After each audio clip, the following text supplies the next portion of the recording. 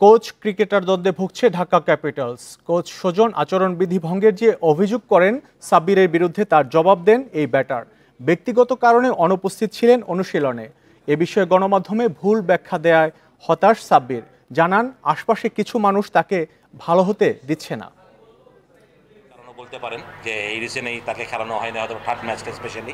আমি চেষ্টা করছি ঠিক করার জন্য, বাট আশেপাশে কিছু লোক হয়তো বা ভালো হতে দিচ্ছে না। বাট কোচ সুজন ক্রিকেটার সাব্বিরের মতবিরোধ প্রকাশ্যে, পাল্টাপাল্টি মন্তব্যে স্পষ্ট সম্পর্কের টানাপোড়েন, দলের দুরবস্থা, টানা 5 হারে ক্লান্ত বিধ্বস্ত শাকিব খানের ঢাকা ক্যাপিটালস। সাব্বিরের বিরুদ্ধে আচরণবিধি ভঙ্গের অভিযোগ ছিল, 3 ম্যাচ বসিয়ে রাখা হয়।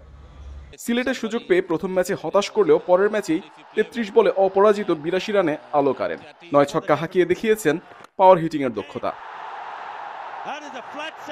ম্যাচ পরবর্তী সংবাদ সম্মেলনে তার বিরুদ্ধে আনা অভিযোগের ব্যাখ্যা দিয়েছেন। বড় কিভাবে নিজেকে কিভাবে সামলাবো, যেটা কোচের সাথে কথা হয়েছে আমার, হয়তো কোচকে আমি বলেছিলাম যেটা আমার ফ্যামিলি ইস্যু ছিল। হ্যাঁ, উনি হয়তো বা বুঝতে পারে নাই, বাট আমার কাছে মনে হয়েছে যে ইন্টারনাল কথাগুলো প্রেসে না বলে ভালো। আর যেহেতু সাব্বির রহমান কিছু হলে ডিসিপ্লিনের কথা চলে আসে। দেশের অন্যতম সফল কোচ খালেদ মাহমুদ সুজন বিপিএলে যেন অসহায়। ঢাকার ফ্র্যাঞ্চাইজি তার উপর ভরসা রেখে ফল পাচ্ছে না। গত মৌসুম থেকে এবার সুজনের অধীনে ঢাকার টানা 16 হার। ক্রিকেটারদের মতো কোচও কি দায় এড়াতে পারছেন?